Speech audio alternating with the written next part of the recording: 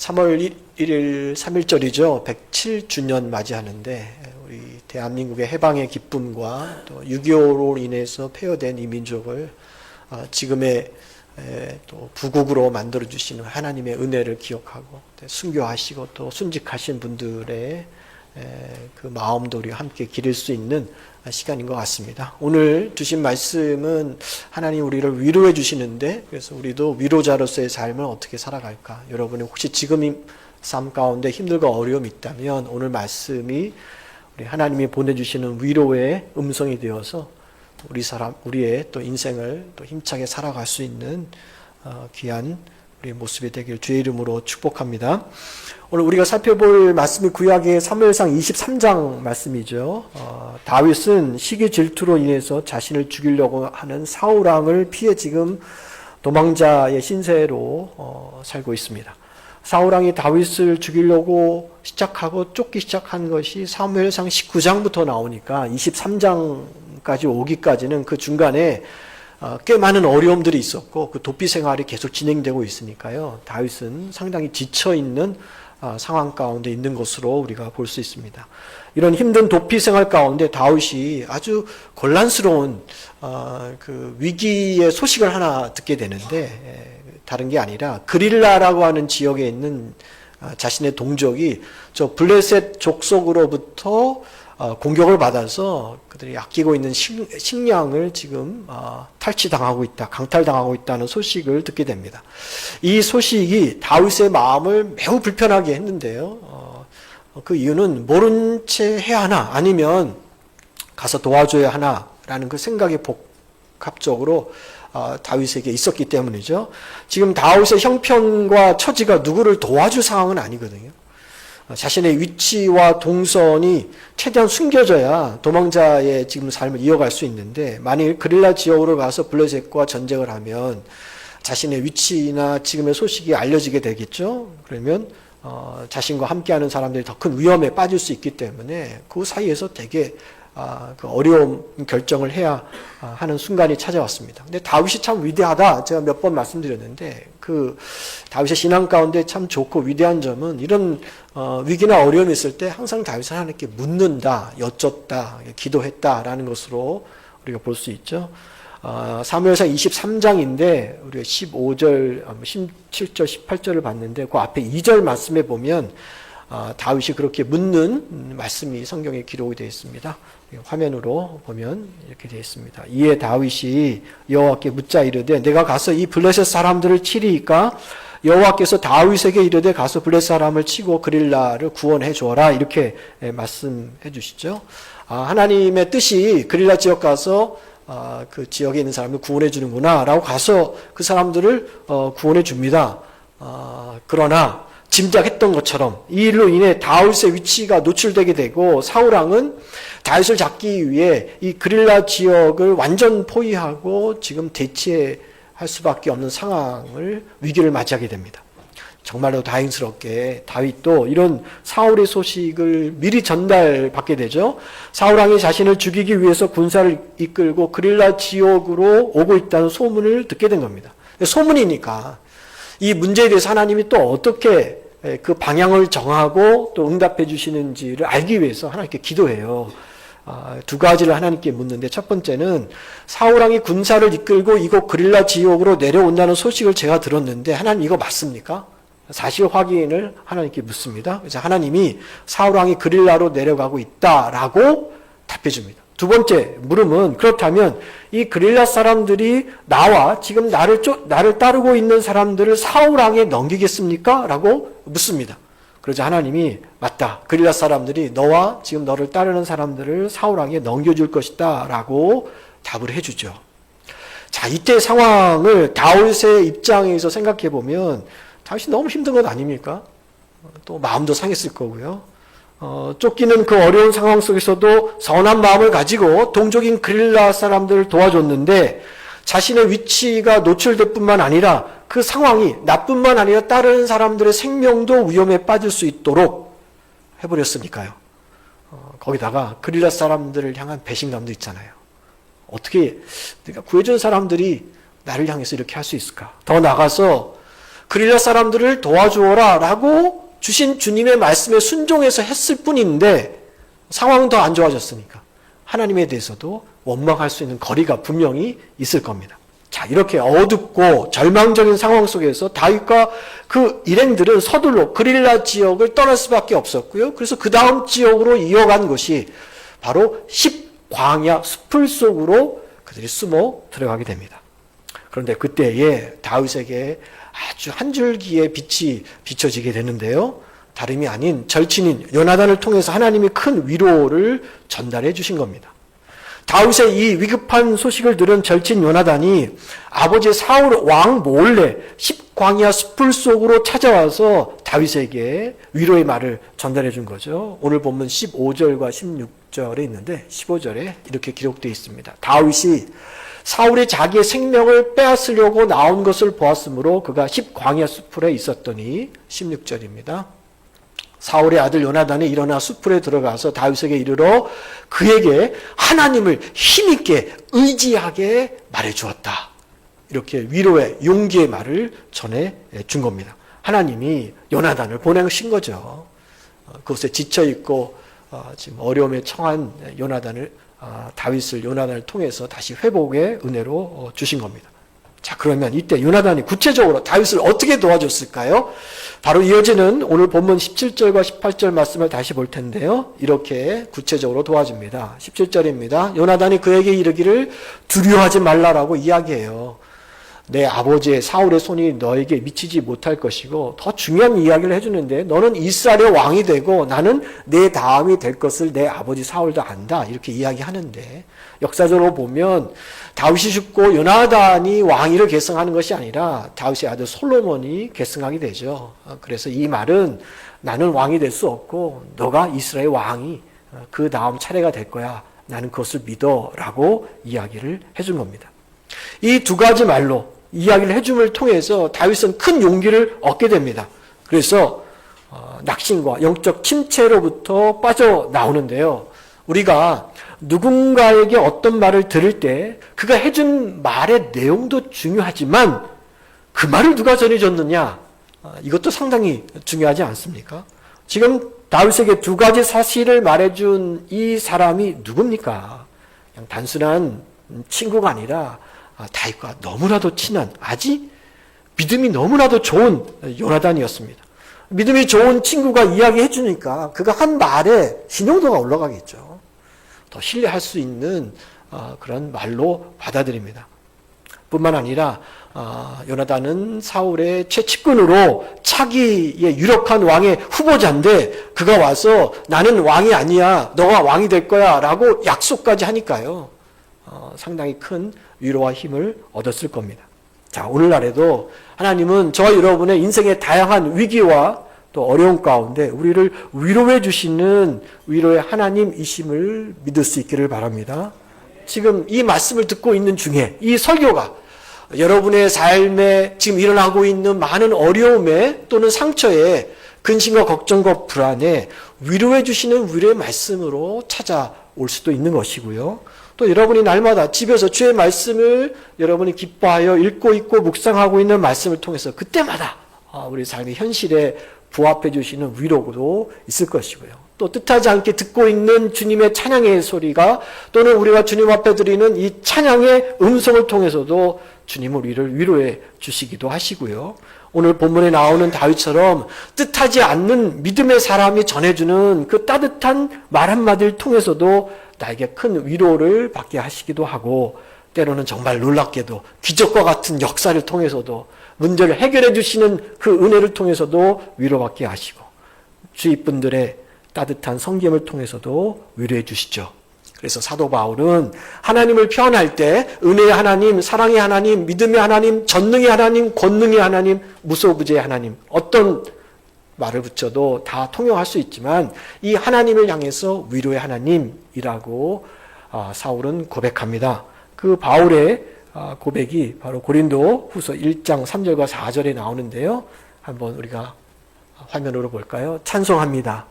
하나님은 우리 주 예수 그리스도의 하나님이시요 자비의 아버지시요 모든 위로의 하나님이 되십니다. 4절에 이렇게 이어갑니다. 우리의 모든 환난 중에서 우리를 위로하사 우리로 하여금 하나님께 받은 이 위로로서 지금 모든 환난 중에 있는 자들을 능히 위로하게 하시는 분이십니다. 위로라는 단어가 참 많이 나오죠. 4번 정도 나옵니다. 하나님은 우리를 위로하시고 환난 중에 있는 우리를 위로해서 그 위로를 경험케 하셨으니 이제는 그 위로를 받은 우리가 누군가의 위로자로서 살아가는 것이 합당하다는 겁니다. 어제 우리 장로님들과 장로 수련회를 은혜 가운데 마쳤는데요. 장로 수련회 하면서 제 동기 목사님의 부고 소식에 대해서 잠깐 이야기를 나눈 적이 있습니다.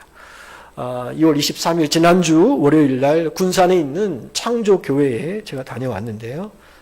그 이유는 이번 달 2월 8일 날 갑작스럽게 우리 동기 목사였던 고 김선호 목사가 소천을 했기 때문입니다. 이 목사님은 삼형제가 있는데 삼형제 모두 다 주님의 종입니다. 목회자가 되셨고요. 큰 형님은 전주의 전주교회를 심무하시고 둘째 형님은 아버지가 개척하신 군산의 그 시골에 있는 조그만 창조교회를 심무하시고 제 동기였던 김선호 목사는 단국대학교 병원 원목으로 오랫동안 사역을 했습니다. 채플린으로 있다가 헝가리 부다페스트, 수도가 부다페스트인데 이 부다페스트의 이숲교회 그리고 거기서 좀 떨어진 페츠라는 지역에 누각교회를 설립해서 그곳에 있는 사람들을 선교사로 섬기고 있었습니다. 근데 2월 8일 날입니다. 2월 8일 날 주일인데 설교를 하시다가 설교 단상에서 갑작스럽게 쓰러지셔서 돌연사로 하나님의 부르심을 받은 거죠. 동기 목사님과 30여 명이 함께하는 성도들이 천국 환송 예배를 주님 앞에 드렸습니다. 어머니, 사모님은 26년 전에 먼저 소천하셨고 연로하신 아버지 90세를 넘으셨는데 이 막내 아들을 너무나 사랑하셨기 때문에 이 막내 아들의 소천의 소식을 아버지에게 알리지 못했습니다. 더 큰 충격을 받을 수 있기 때문에 가족이 그렇게 배려를 한 것이죠. 작년에 이 친구는 귀국해서 군산에 선산이 있는데 그 선산을 잘 다듬어서 낙골당을 만들었습니다. 고 김선호 목사가 와서 그 낙골당을 보고서 참 좋네요 라고 이야기했는데 우리 집에서 막내가 먼저 이 낙골당으로 들어가게 돼서 안타깝습니다 라고 둘째 형님이 이야기하시더라고요.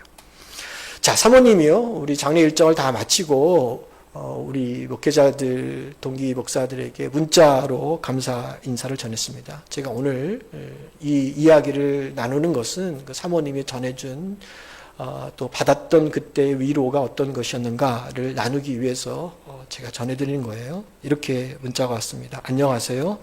저는 김선호 목사 아내 송정희입니다. 바쁘신 목회 일정 가운데서도 장례 예배에 함께 해주시고 안타까운 마음과 사랑으로 위로해 주셔서 진심으로 감사를 드립니다. 목사님들께서 함께 해주신 그 기도와 따뜻한 섬김이 저희 가족들에게 큰 힘과 위로가 되었습니다. 작년 여름에 동기 목사님들과 모임을 하고는 너무나 기뻐했던 남편의 모습이 생생합니다. 함께 나누었던 이야기들을 여러 번 들려주면서 학창시절 돌아간 듯한 즐거운 표정, 들떠 있었던 그 모습이 생생합니다. 저는 처음 뵀는데도 마치 잘 아는 분들처럼 익숙한 느낌은 아마 남편이 저에게 많은 이야기를 들려주어서 그런 것 같습니다. 함께 오셔서 울어주시고 기도해 주신 그 사랑 오랫동안 간직하겠습니다. 하나님께서 목사님들의 사역 위에 늘 함께 하시고 섬기는 교회 위에 크신 은혜와 평강을 더해 주시기를 기도합니다. 다시 한번 진심으로 감사드립니다. 라는 따뜻한 문자를 받았죠. 이게 무엇을 뜻하는 걸까요? 오늘 말씀에 비추어보면 우리가 고 김선호 목사님과 그 유족들에게 요나단의 사역으로 함께 해준 거거든요. 슬프고 힘들고 아플 때 누군가 옆에서 그냥 있어주는 것만으로도 그 어려운 과정을 함께 걸어가 주는 것만으로도 그들에게 전하는 그 말 한마디만으로도 이처럼 큰 위로를 받는 것이죠. 우리 교회가 단기 선교를 합니다. 일본을 가기도 하고요. 추후에는 몽골도 방문할 예정이죠. 우리 강남 지방의 어려운 이웃 교회를 섬기는 사역도 저는 요나단 사역이라고 생각합니다. 그들은 다윗이고요. 우리는 요나단입니다. 그들과 함께 드리는 그 예배, 우리 성도들의 귀한 선교 후원금을 모아 그들에게 전달해주고 그들을 만나서 어려운 이야기를 들어주고요. 식사하고 차 한잔 나누는 것. 그것이 다 그들에겐 위로가 되는 것이거든요. 그러면서 그들은 영적으로 회복을 얻게 됩니다. 다시 용기를 얻어서 외롭고 힘든 이 지친 저 헝가리 부다페스트에서 그리고 저 몽골과 일본에서 그리고 저 베트남에서 더 멀리는 저 아프리카에서 온 땅에 맡겨진 그 사역의 현장으로 다시 돌아가는 것 아닙니까?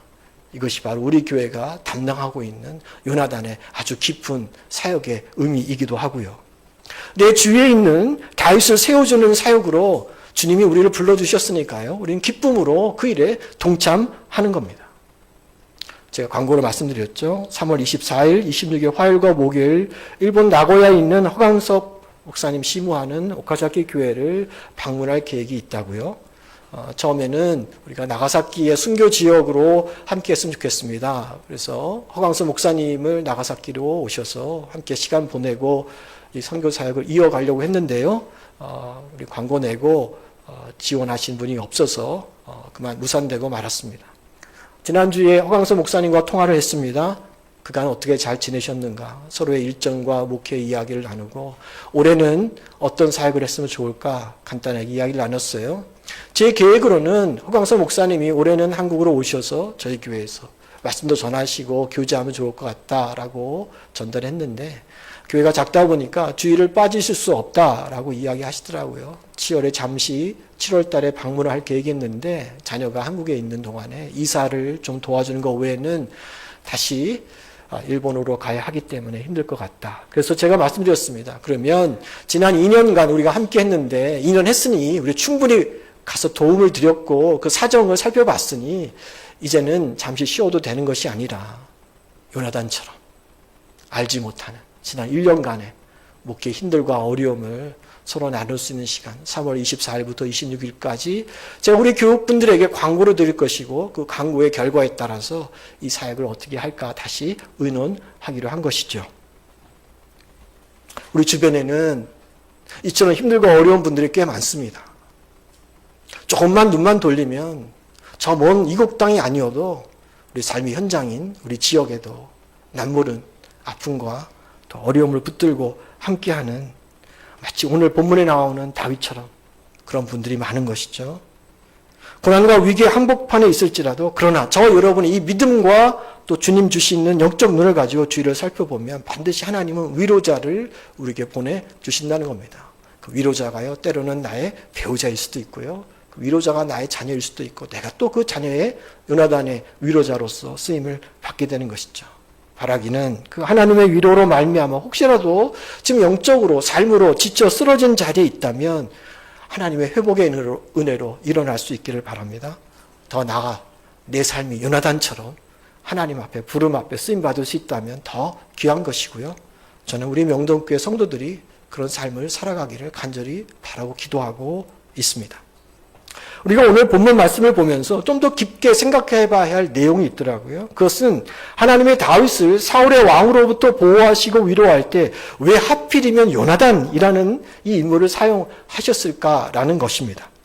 이 부분이 사실 세상적 관점으로 살펴보면 참 이해하기 힘든 부분 아닌가요? 왜 그럴까요? 다윗과 가장 친한 친구가 되기 힘든 조건을 가진 사람이 요나단이기 때문입니다. 요나단에게 있어서 다윗이라는 존재는 자신의 앞길을 가로막는 인물로도 비춰볼 수 있지 않습니까? 다윗만 없다면 나는 자연스럽게 아버지의 들을 이어서 왕위에 오를 수 있는 사람이 바로 요나단이었기 때문입니다. 게다가요, 요나단은 믿음에 있어서나 용맹함에 있어서나 성품에 있어서 다윗보다 결코 부족한 사람이 아니었다는 것입니다. 우리가 사무엘서를 읽어보면 요나단의 이 믿음과 용맹과 성품이 차기 왕으로서는 조금도 손색이 없다는 것을 금세 깨닫게 될 것입니다. 다윗 못지않은 탁월함이 있었습니다. 그러니 하나님 앞에 덕을 했겠죠. 하나님 왜 차기 왕이 꼭 다윗이어야만 합니까?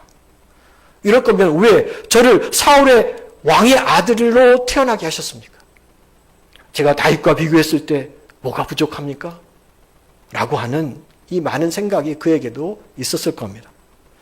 이런 상황이라면 얼마든지 하나님 앞에 시험 들 수 있고요. 자기 삶을 내가 원하는 대로 살아갈 수 있었는데 요나단은 다윗이 이스라엘 차기 왕으로 세우고자 하시는 이 하나님의 뜻을 겸손히 받아들였다는 것입니다. 참 놀랍죠. 실수가 없으신 하나님, 신실하신 하나님의 이 계획에 자신을 내려놓은 것입니다. 그리고 본인은 2인자리의 자리에서 다윗이 왕이 되는 것을 적극적으로 도왔습니다.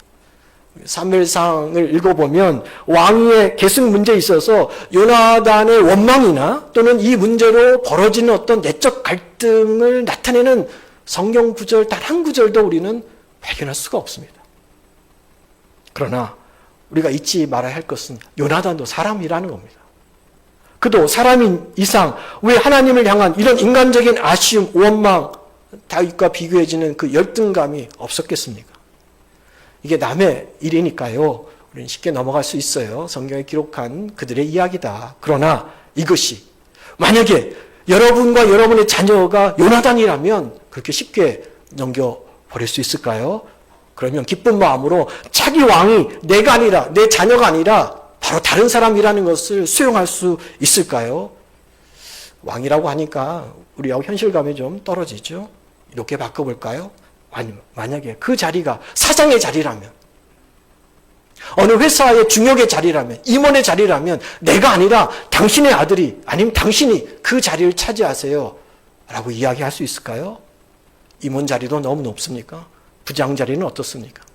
내가 아니라 내 아들이, 내 자녀가 이 회사의 부장으로서의 그 다음 순서로 맡은다면 얼마나 좋을까? 그러나 내가 아니라 그 누군가라고 하면 그를 향해서 적극적으로 도와줄 수 있는 그 마음도 가질 수 있을까요? 요나단은 어렸을 때부터 왕군 교육을 받은 사람입니다. 스펙으로 비교해보면 그는 금수저입니다. 다윗은 흙수저입니다. 목동 출신입니다. 비교 자체가 불가능합니다. 나이도요, 다윗보다 많습니다. 믿음, 용맹함에도 다윗에게 크게 뒤치지 않습니다. 그런데 하나님이 다윗은 주연이고 너는 조연이라고 말씀하시면서 다윗을 힘껏 도우라고 하면 그 뜻에 어떻게 쉽게 순종하고 받아들일 수 있을까요? 중요한 것은 중요합니다. 요나단의 삶의 목표는 이 치열한 경쟁 속에서도 더 좋은 배역을 맡는 것이 아니었다는 겁니다. 요나단의 삶의 목표는요, 하나님의 아버지의 뜻이 이루어지는 것이었습니다. 이게 놀랍지 않습니까? 예수님도 마찬가지죠. 내 뜻이 아니라 아버지가 원하는 대로 나는 따라가겠습니다. 그것이 십자가였고 그것이 구원의 길 아닙니까? 다윗이 왕이 되는 것이 하나님의 뜻이고 그 하나님의 뜻이 이루어질 수만 있다면 자신은 기꺼이 2인자리 자리에서도 조연의 자리에서도 기쁨으로 그 역할과 사역을 감당할 준비가 있었다는 것에서 저는 요나단이 참 좋습니다. 다윗에게 요나단이 있었다면 초대교회에서는요, 또 한 사람이 요나단이 있었다는 거 아십니까? 바로 바나바라고 하는 사람이죠. 바나바의 본래 이름은 요셉입니다. 그래서 여러분이 사도행전 4장 36절에 보면 사도들의 쓴 기록에는 이렇게 되어 있어요. 요셉이라고 하는 레위 사람이 있으니 사도들이 그 요셉을 바나바라고 불렀다. 그러니까 요셉을 바나바, 별명을 붙여줘서 그렇게 부른 거예요. 바나바의 뜻이 뭔지 아십니까? 위로의 아들입니다. 분명히 그에게는 이름이 있는데 그렇게 이름 부르지 않고 별명 부른 거예요. 너는 위로의 아들이야. 사도 바울이 처음 회심할 때 사람들이 그를 두려워했거든요. 과거에는 예수 믿는 사람, 교회를 핍박하고 그들을 잡아갔던 사람입니다. 그때 누가 이 바울을 품어줬습니까? 바로 바나바입니다. 그래서 여러분이 사도행전 9장에 나오는, 그래서 바나바는 바울을 사울에게 데려가서 사도들에게 데려가서 이렇게 증언하죠. 이 사람은 진짜입니다. 진짜로 회심했습니다. 하나님이 그를 변화시켰습니다. 라고 보증을 해줍니다. 인생 살면서 보증한다는 것이 얼마나 힘들고 어려운 것인지를 알 거예요. 금전적으로 보증을 쓰는 것도 어렵고 사람을 보증한다는 것도 굉장히 어렵습니다. 그러나 바나바는 계산하지 않죠. 하나님이 이 사람을 쓰신다면 내가 옆에서 세워야 한다라고 하는 하나님의 뜻을 그는 굳건히 믿고 있었습니다. 그날 이후 바울의 사역이 활짝 열린 것 아닙니까? 이방을 향해서 하나님의 복음을 전할 수 있도록 주님 쓰시는 것 아닙니까? 소아시아가 열리고 유럽이 열린 것 아닙니까? 우리가 보통 바울의 1차 선교 여행이라고 부르지 바나바의 1차 선교 여행 이런 말은 쓰지 않습니다. 바나바가 없었다면 바울은 어떻게 됐을까요? 아마 하나님의 나라의 구원 계획이 상당히 지체됐을 것이고 바울의 사역은 그만큼 더 힘들었을 겁니다. 이처럼 하나님의 나라는 앞에 서는 사람으로 세워지지 않습니다. 하나님의 나라는 그 한 가정의 가정은 뒤에서 붙들어주는 사람으로 세워진 것이죠. 요나단이 다윗을 세우듯이 바나바는 바울을 세워준 겁니다. 하나님은 다윗 곁에 요나단을 두셨고 바울 곁에 바나바를 두셨습니다. 자, 그렇다면 오늘 우리 곁에는 누구를 두셨을까요? 혹시 내가 누군가의 바나바가 되어야 할 자리에 있는 것은 아닙니까? 좋은 교회는 다윗이 되려고 하는 성도가 많은 교회가 좋은 교회가 아닙니다. 요나단이 많이 있는 교회가 좋은 교회입니다. 다윗을 시기하지 않고 내가 비록 2인자, 3인자의 자리에서 조연의 자리에서 다윗을 힘있게 도와주며 세우는 그 요나단과 같은 성도가 많은 교회가 은혜가 있는 교회고 사랑이 있는 교회고 그런 요나단이 많은 또 그런 요나단이 있는 부모가 있는 가정이 사랑스러운 가정이고 복된 가정이 되는 것이죠.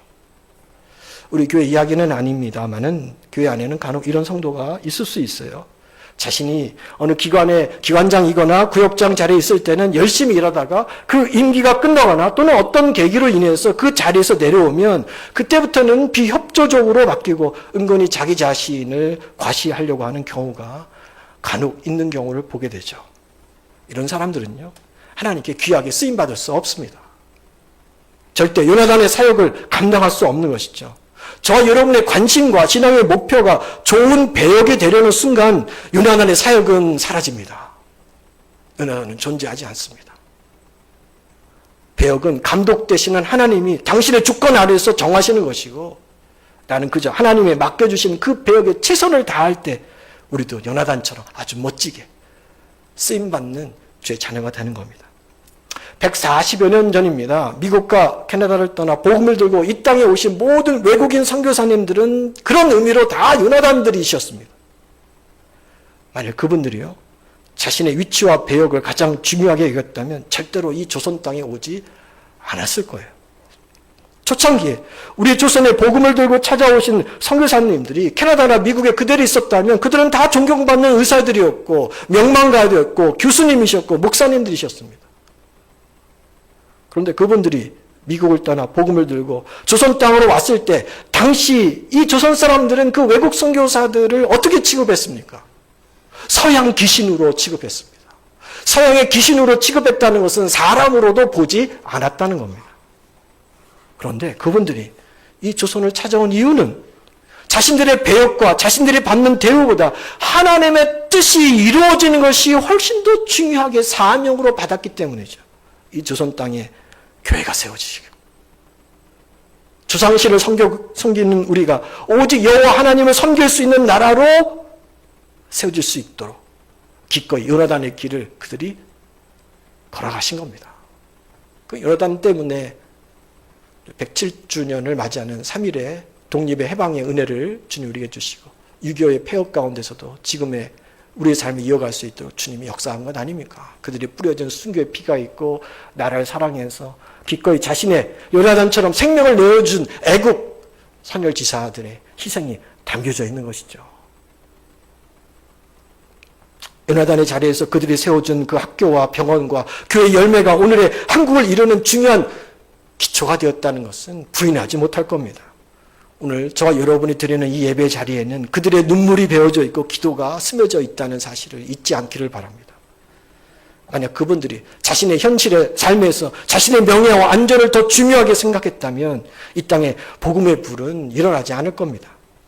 저와 여러분이 우리 교회가 감당하고 있는 선교도 섬김의 이 모습도 다 그런 마음으로 감당하기 원하는 기도와 계획 가운데 이루어지고 있는 겁니다. 다윗에게 요나단은 정말로 좋은 친구였습니다. 요나단이 다윗에게 있어서 얼마나 멋진 좋은 친구인지는 성경의 그 기록을 우리에게 남겨줬는데요. 사무엘상 20장 17절 말씀에 보면 그 관계를 이렇게 표현을 했습니다.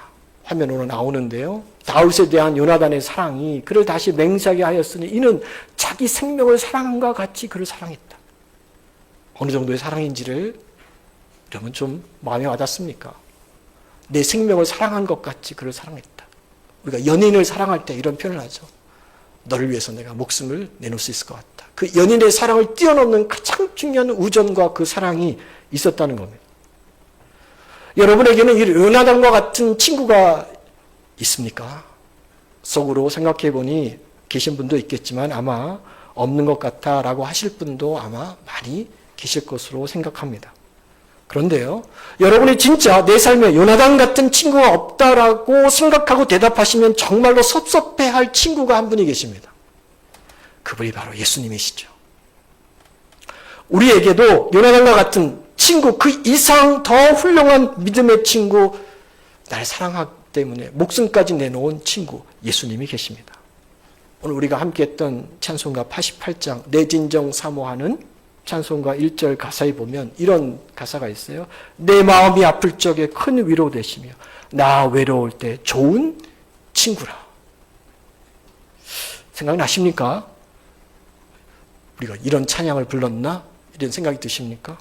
내 마음이 아플 적에 나이가 위로가 되시고 나 외로울 때 나의 친구다. 그분이 바로 주님이시죠. 그래서 예수님은 요한복음 15장 13절부터 15절까지 제자들을 향해서 이렇게 친구의 소식을 전해줍니다. 사람이 친구를 위하여 자기 목숨을 버리면 이보다 더 큰 사랑이 없다. 14절에 너희는 내가 명하는 대로 행하면 곧 나의 친구라. 15절에 이렇게 말씀하시죠. 이제부터는 너희를 종이라 하지 아니하리니 종은 주인이 하는 것을 알지 못함이라. 너희를 친구라 하였노니 내가 아버지께 들은 것 다 너에게 알려줄 거야. 주님이 저와 여러분을 향해서 친구라고 말씀해 주는 거예요. 그것도 베프, 베스트 프렌드로 여겨주신다는 거죠.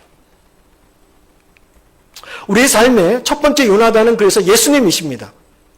예수님의 사역을 우리가 들여다보면 그 안에는 요나단의 사역이 있다는 놀라운 것을 발견하게 되죠. 왕이신 그분은 기꺼이 종의 자리로 내려오셔서 섬김의 사역을 친히 보여주셨습니다.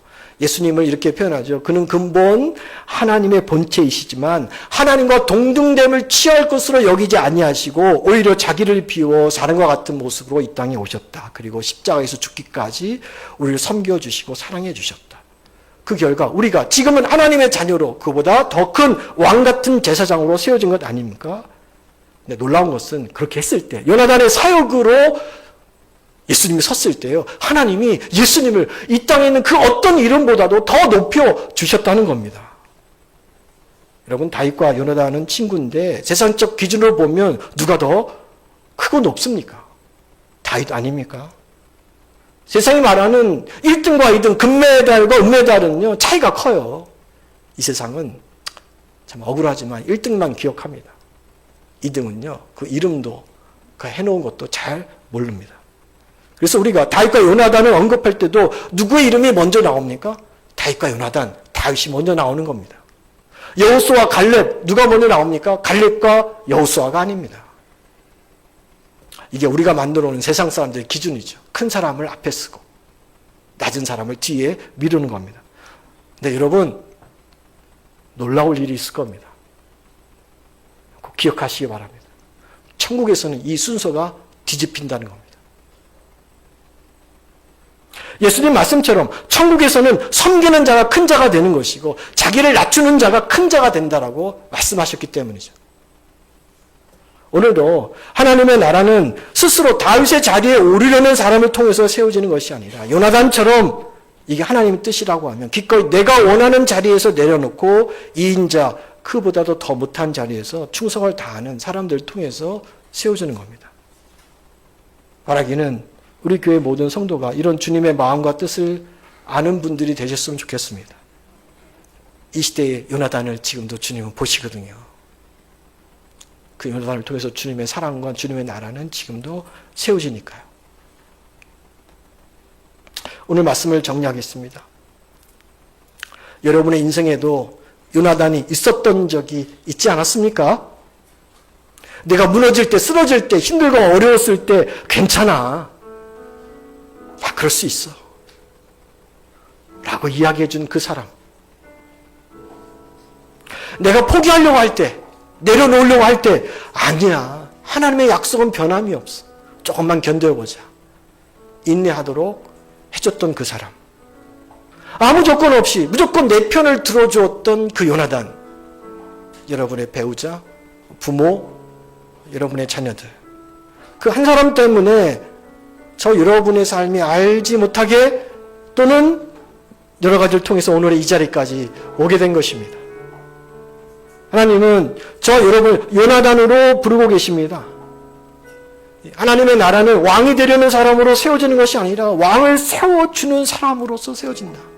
저는 이것을 우리 가정에서 많이 느끼게 되는데요. 우리 가정에 있는 가족 구성원들이 서로 자기가 왕이 되겠다라고 하면 그 가정이 어떻게 되겠습니까? 서로 요나단이 되고 섬기는 자가 많을수록 그 가정은 은혜의 가정, 사랑의 가정이 되는 것이죠. 앞서 말씀드린 것처럼 좋은 교회는 다윗이 많아서가 아니라 요나단이 많아서 세워지는구나. 왕을 세워주는 사람이 많을 때, 성도를 세워주는 성도가 많을 때, 성도의 어려움과 아픔을 동감하고 그들에게 위로자가 되어줄 때 하나님의 교회는 그보다 더 강하게, 더 온전하게 세워질 겁니다. 3050 더 브릿지 사역을 하는 이유가 여기 있습니다.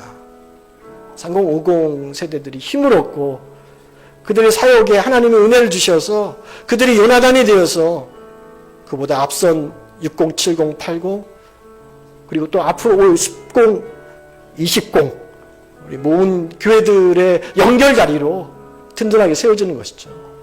그래서 브릿지 사역은 요나단 사역이라고 저는 생각합니다.